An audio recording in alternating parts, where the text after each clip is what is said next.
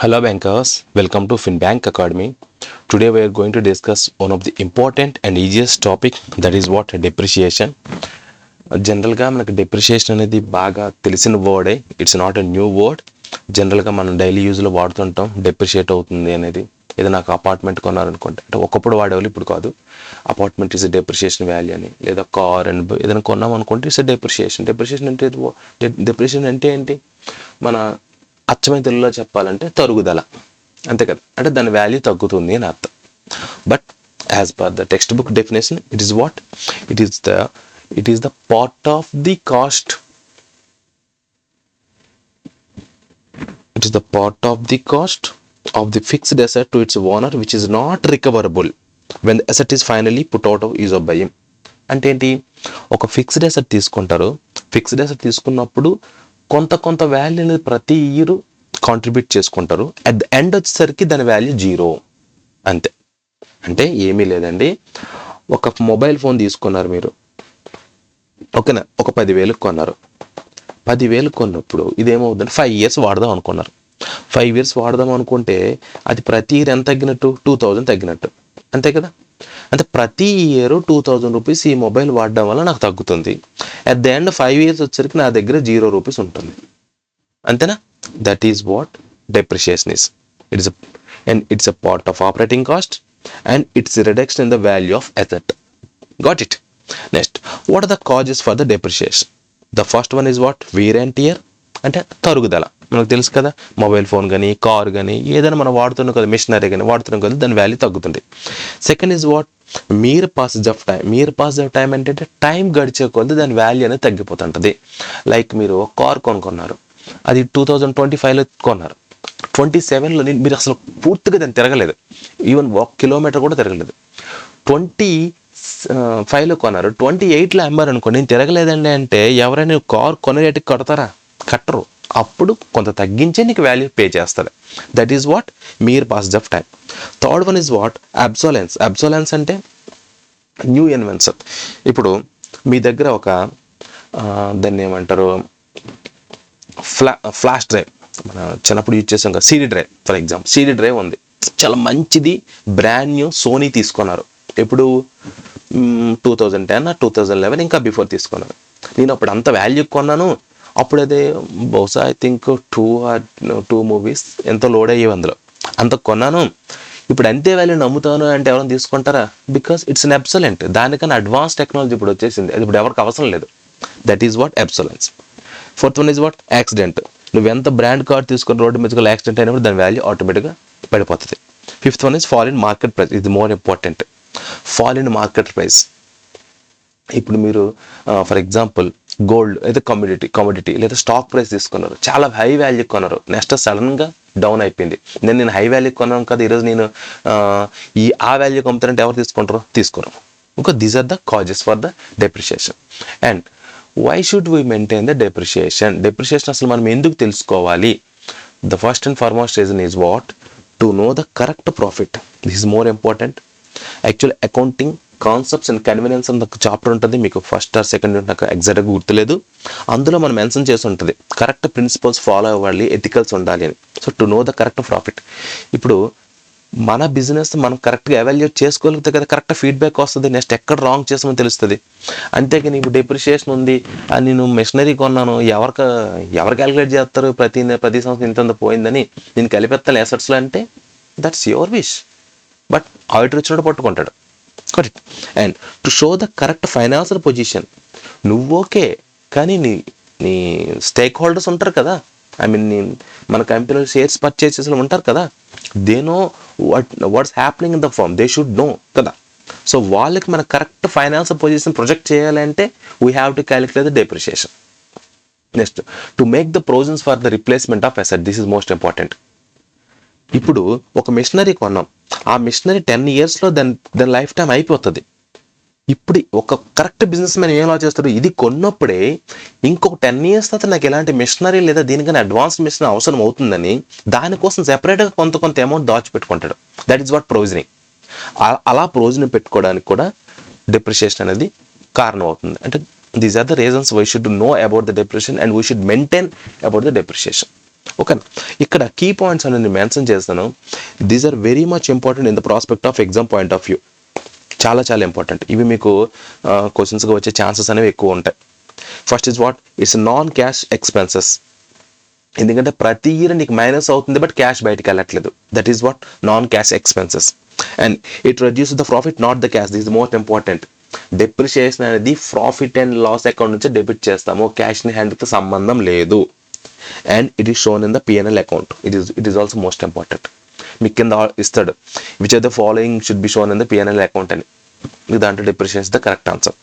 And what accounting entry. Accounting entry ఎలా జరుగుతుందంటే, for example ఇది మీకు ఇంపార్టెంట్. అకౌంటింగ్ ఎంట్రీ అనేది ఫర్ ఎగ్జాంపుల్ మీరు ఒక మిషనరీ తీసుకున్నాను కదా, ఫర్ ఎగ్జాంపుల్ ఇదే మిషనరీ తీసుకున్నాను, దీని వాల్యూ అనేది 1000 రూపీస్, దీనికి లైఫ్ టైం అనేది 10 years. అప్పుడు ప్రతి సంవత్సరం ఎంత మైనేజ్ చేయొచ్చు బై కదా, బై 10 అన్నప్పుడు సపోజ్ 100 రూపీస్ మైనేజ్ చేయాలి. ఫస్ట్ ఇయర్ నేను ఏం చేస్తాను, debit to the depreciation account, దీనికి మైనస్ చేస్తాను, దీనికి మైనస్ చేస్తానా. ఈ రెండింగ్కి వచ్చేసరికి ఏమవుద్ది, నాకు 100 రూపీస్ ఇది డెబిట్లో ఉంటుంది. బట్ యాన్యువల్ ఫైనాన్స్ అది యాన్యువల్ ఇయర్ క్లోజ్డ్ అయ్యే టైంకి ఇది మనకు 0 అయిపోవాలి, 40 చేయాలి. దీన్ని 40 చేయాలంటే దీన్ని క్రెడిట్ ఎక్కడి నుంచి తెస్తాను నేను, క్రెడిట్ అనేది ప్రాఫిట్ అండ్ లాస్ అకౌంట్ నుంచి డెబిట్ చేసేసి ఆ అమౌంట్ దీన్ని క్రెడిట్ వేస్తాను. ప్రాఫిట్ అండ్ లాస్కి డెబిట్, డెప్రిషియేషన్కి ఏమవుతుంది credit. Got it. That is what accounting entry. Credit to the assets. Actually స్టార్టింగ్లో డెప్రిషియేషన్ డెబిట్ చేస్తాం, అసెట్ అకౌంట్కి క్రెడిట్ ఇస్తాం. సరే అసెట్ క్రెడిట్ ఇస్తాను కదా, దాని మనకి రాంగ్ ఎంట్రీ లాగా ఉంచారని మీకు అనిపించవచ్చు. అసెట్ క్రెడిట్ ఇస్తానమాట దాని అర్థం ఏంటి, మనకు బ్యాంకింగ్లో సపోజ్ మన బ్యాంకింగ్లో ఒక లోన్ ఇచ్చాం, లోన్ అనేది మనకి అసెట్టే కదా, ఓకేనా. లోన్ అనేది అసెట్టే. ఒక 1 lakh రూపీస్ లోన్ డెబిట్ బ్యాలెన్స్లో ఉంది, అది మనకి అసెట్లో ఉంది. ఆ లోన్ కట్టేస్తున్నాడు, ఆ 70,000కి వచ్చేసింది. మనకేమైంది, క్రెడిట్ బ్యాలెన్స్లో పడిపోతుంది. 10,000 పడి క్రెడిట్ బ్యాలెన్స్ పడిపోతుంది. అట్ ది ఎండ్ వచ్చేసరికి మీకు 10,000 డెబిట్లోకి వెళ్ళింది. అప్పుడు మీకు లోన్ వాల్యూ పెరిగినట్టు తగ్గినట్ట. జనరల్గా లోన్ వాల్యూ ఆ కస్టమర్కి తగ్గిపోతుంది. బ్యాంకర్ పాయింట్ ఆఫ్ వ్యూలో మన అసెట్ ఏమైంది, తగ్గిపోయింది. అంటే మన అసెట్స్ ఎప్పుడు కూడా క్రెడిట్ బ్యాలెన్స్లో ఉండకూడదు, డెబిట్ బ్యాలెన్స్లో ఉంటేనే మనకి అసెట్ ఉన్నట్టు. లైబిలిటీకి దానికి reverse. But it same thing. Asset credit పడిందంటే దాని అర్థం ఏంటి, అసెట్ వాల్యూ రిడక్షన్ అయ్యింది అని అర్థం. సో డెప్రిషియేషన్ ఫస్ట్ డెబిట్ చేస్తాం, అసెట్ క్రెడిట్ ఇస్తాం. అట్ ద ఫైనల్కి వచ్చేసరికి డెప్రిషియేట్లో ఉన్న డెప్రిషియేషన్ని నల్లఫై చేయడానికి ప్రాఫిట్ అండ్ లాస్ అకౌంట్ నుంచి అడ్జస్ట్ చేస్తాం. Got it. సింపుల్. ఇప్పుడు డెప్రిషియేషన్ క్యాలిక్యులేట్ చేయడానికి 4 మెథడ్స్ ఉంటాయి. One is straight line method, second one is diminishing value or written down value method. ఇవి గుర్తుపెట్టుకోండి, మీరు చాలా కన్ఫ్యూజ్ అవుతారు. ఎగ్జామ్లో మీకు అడిగినప్పుడు స్ట్రైట్ లైన్ మెథడ్ యూజ్ చేయండి లేదా డిమినిషింగ్ వాల్యూ మెథడ్ యూజ్ చేయండి అంటాడు. అలా యూజ్ చేసినప్పుడు ఒక్కొక్క దానికి డెప్రిషియేషన్ వాల్యూ ఒక్కొక్కటి వస్తుంది. మీరు అక్కడ కన్ఫ్యూజ్ అయ్యి దీనికి బదులు ఆ ఫార్ములా వేస్తే you will lose the marks. And third one is what, unit of production method. And last one is some of years digits method. ఓకేనా. ఇప్పుడు ఒక్కొక్కటి ఎక్స్ప్లెయిన్ చేసుకుందాం. ఇవన్నీ చాలా ఈజీ సమ్స్ అండి, పెద్ద కాంప్లికేటెడ్ సమ్స్ అయితే కావు, జస్ట్ ఈజీగా మీకు మార్క్స్ వస్తాయి. First one is what, depreciation nothing but cost price of asset minus scrap value by estimate life of asset అన్న నెంబర్ ఆఫ్ ఇయర్స్. ఇంతకుముందు నేను చెప్పాను ఇందాక 1000, అదే ఎగ్జాంపుల్ ఇక్కడ మీరు గుర్తుపెట్టుకోవాలి అంటే స్క్రాప్ వాల్యూ, ఇది చాలా ఇంపార్టెంట్. స్క్రాప్ వాల్యూ అంటే ఏంటంటే, ఫర్ ఎగ్జాంపుల్ మీకు 10,000 రూపీస్ అనేది ఒక మిషనరీ వాల్యూ అండి. ప్రతి ఇయర్ ఏంటంటే 9,000 రూపీస్ 900 రూపీస్ అనేది డెప్రిషియేషన్ వాల్యూ కింద కౌంట్ చేసి 10 years అన్నాడు. అట్ ది ఎండ్ వచ్చరికి ఏమవుతుంది, 900 into 10 9,000 రూపీస్ అవుతుంది కదా. ఇంకొక 1,000 రూపీస్ మిగిలిపోతుంది, ఆ 1000నే స్క్రాప్ వాల్యూ అంటారు. అంటే మీరు మిషనరీ తీసుకున్నారు, ప్రతి సంవత్సరం డెప్రిషియేషన్ పోర్షన్ కింద కొంత అమౌంట్ అనేది పక్కన పెట్టారు. అట్ ది ఎండ్ ఆ మిషన్ లైఫ్ సైకిల్ అయిపోయిన తర్వాత దాని స్క్రాప్ వాల్యూ వస్తుంది. అమ్మేస్తారో లేదంటే స్క్రాప్కి వస్తారు, రెసిడ్యూల్ వాల్యూ అంటారు లేదా సాల్వేజ్ వాల్యూ అంటారు. అలా మిగిలిపోయిన దాన్ని స్క్రాప్ వాల్యూ అంటారు. ఓకేనా.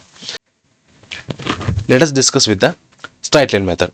మనం క్లాస్ చెప్పుకున్నప్పుడు straight line method and WDV, that is what written down value method, రెండు ఒకేసారి మనం ఎక్స్ప్లెయిన్ చేసుకుందాం. అప్పుడు చాలా క్లియర్గా అర్థమవుతుంది.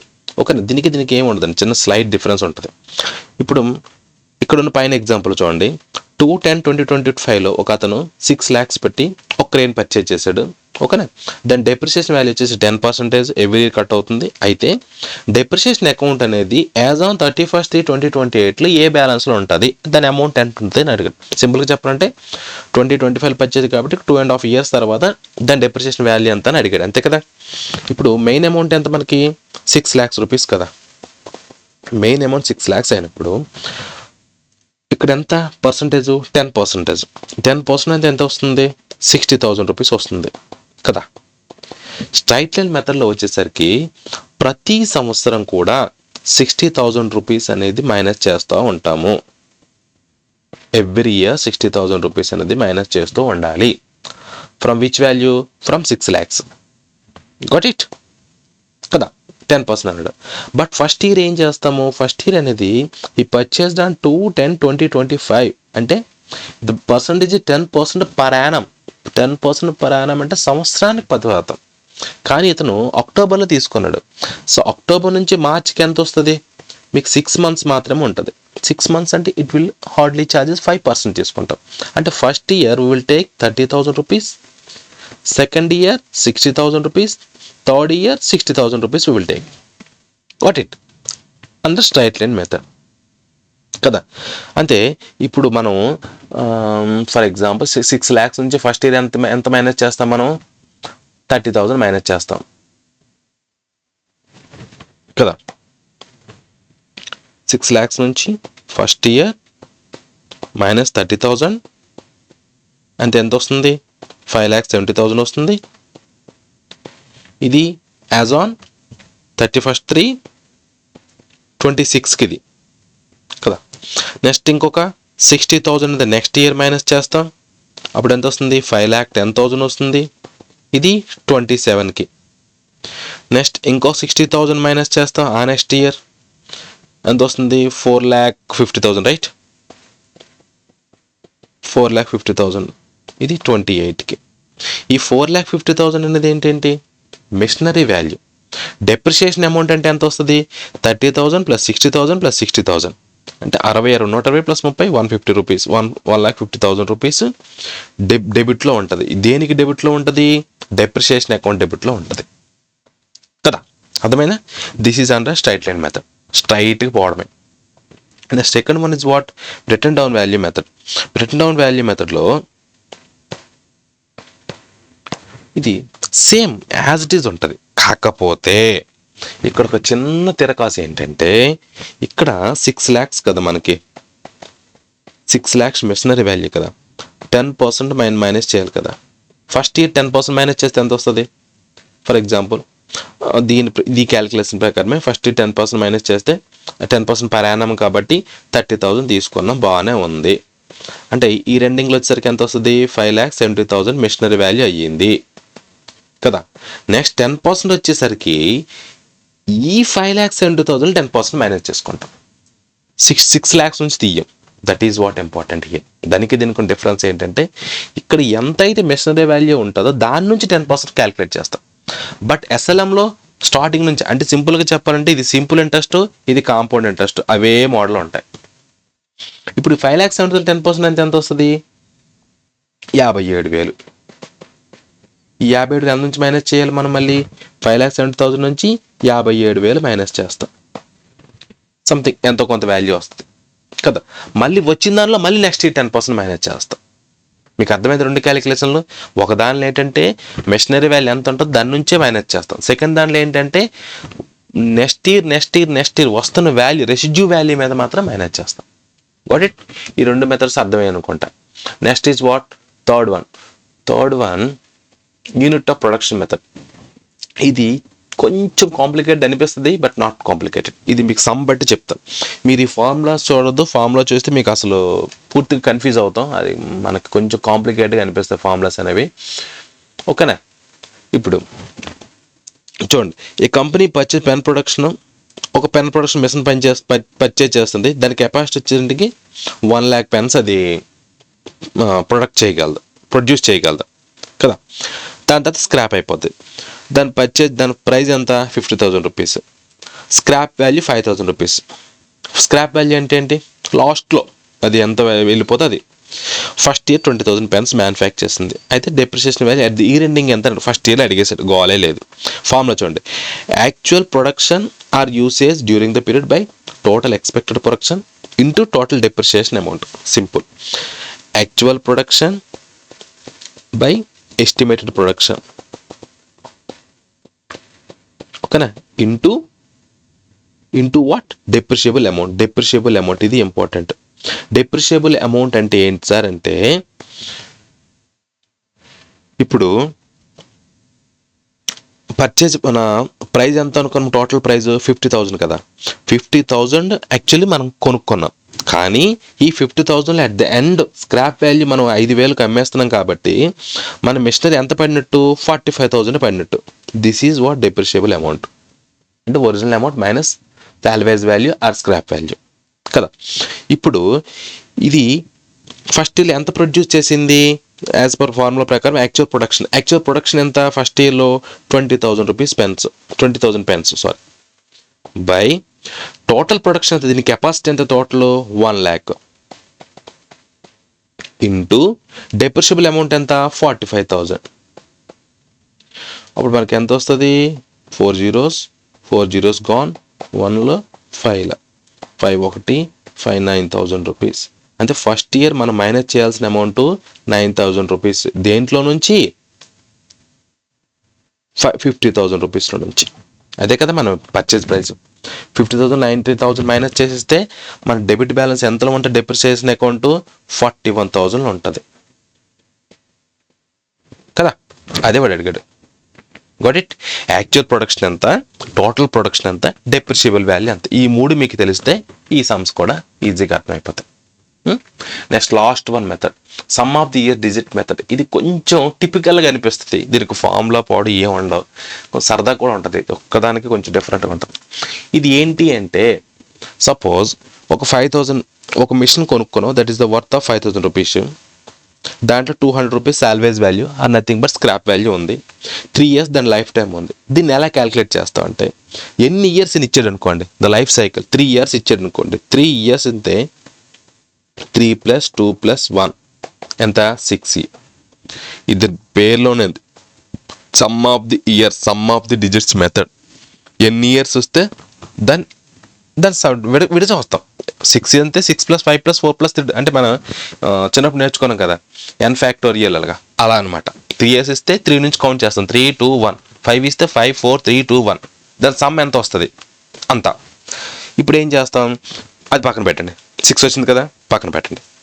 ఇప్పుడు సాల్వేజ్ వాల్యూ 200 ఇచ్చారు, ఒరిజినల్ వాల్యూ ఎంత 5,000. 5,000 మైనస్ 200 మైనస్ చేసేయాలి కదా, మనకు డెప్రిషియబుల్ అమౌంట్ రావాలంటే 4,800 డెప్రిషియబుల్ అమౌంట్ అవుతుంది కదా. ఇప్పుడు ఇదేమిచ్చారు, 6 పార్ట్ చేస్తారు. అంటే ఫస్ట్ ఇయర్ వచ్చేసరికి గుర్తుపెట్టుకోండి, ఫస్ట్ ఇయర్ వచ్చేసరికి 4,800 ఇంటూ 3/6 క్యాలిక్యులేట్ చేస్తాం. అంటే ఎంత 1 2 2,400. First year 2,400 rupees depreciation minus చేసేస్తాం. సెకండ్ ఇయర్కి వస్తారు ఎంత 2/6, 4,800 ఇంటూ 2/6 1,3,1,600 రూపీస్. సెకండ్ ఇయర్ వచ్చేసి 1,600 రూపీస్ మైనస్ చేస్తాం. థర్డ్ ఇయర్ వచ్చేసరికి ఏమవుతుంది 1/6 ఇంటూ 4,800 800 రూపీస్. Got it. అంటే సమ్ ఆఫ్ ది డిజిట్స్ అంటే ఎన్ని ఇయర్స్ ఇస్తే అన్ని ఇయర్స్ని సమ్ చేసుకొని, టోటల్గా సమ్ చేసుకొని దాన్ని ప్రతి డిజిట్తోని బై చేస్తాం. బై చేసి దాన్ని ఇంటూ మన డెప్రిషియబుల్ వాల్యూ అంటే దానికి ఇంటూ చేస్తే మనకు ఫైనల్గా అవుట్పుట్ వాల్యూ వస్తుంది. Got it. ఇది మీకు ఏదో ఫార్ములాలు ఏది కాబట్టి కాంప్లికేట్ అనిపిస్తుంది, కానీ అది చాలా ఈజీ సమ్. ఓకేనా. ఒక్కసారి రీక్యాప్ చేసుకుంటాను ఫస్ట్ నుంచి. What is the depreciation nothing but wear and tear. దీనికి ఎందుకు డెప్రిషియేషన్ అవుతుంది, ద ప్రాబ్లమ్ కాజెస్కి మనం డిస్కస్ చేసాం. Next why depreciation should be maintain, that is important. And key points వచ్చేసరికి it's non cash expenses and it reduce the profit not the cash. Important. ఇది ఎందులో ఉంటుంది, profit and loss అకౌంట్కి fetch అయ్యి ఉంటుంది. ఓకేనా. దీంట్లో ఉన్న 4 method, straight line method, WDV method, diminishing value method, unit of production method and sum of the year digit method. First 2 both are similar, దాంట్లో ఏంటంటే పర్సంటేజ్ వచ్చిన తర్వాత దాన్ని అంటే SI simple interest compound interest టైప్లో ఉంటాయి ఫస్ట్ 2 మెథడ్స్. థర్డ్ వన్ వచ్చేసి actual production by total production. Fourth one వచ్చేసి సమ్ ఆఫ్ ది డిజిట్స్. ఓకేనా, ఈ 4 మీరు కరెక్ట్గా గుర్తుపెట్టుకుంటే ప్రాపర్గానే మీరు చదివితే you can get easily 2 to 3 marks. And depreciation is very very important chapter in accounting. It's basement అనుకోవాలి. ఓకేనా, నెక్స్ట్ క్లాస్ మనం డిస్కస్ చేద్దాం మిగిలిన topics, capital expenditure, revenues discuss చేద్దాం. For more videos please subscribe to my channel. ఇది నాకు help అవుతుంది కూడా. అలాగే మీ చుట్టూ ఉన్న ఇంకెవరైనా జేఐబీ ప్రిపేర్ అవుతున్న వాళ్ళు కొంచెం షేర్ చేయండి. That will also helpful.